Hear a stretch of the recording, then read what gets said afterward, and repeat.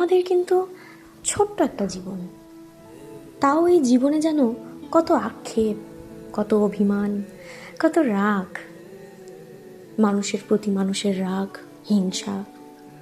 কেন?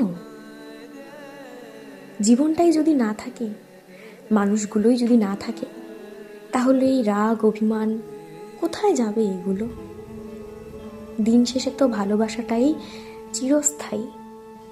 এসব রাগ অভিমান তো চিরস্থায়ী নয়, এগুলো তো ক্ষণিকের।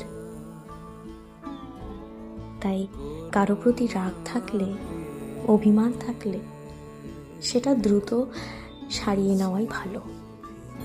কারণ একটা সময় পরে মানুষ থাকবে না, মানুষের রাগ করার মতো মানুষ থাকবে না।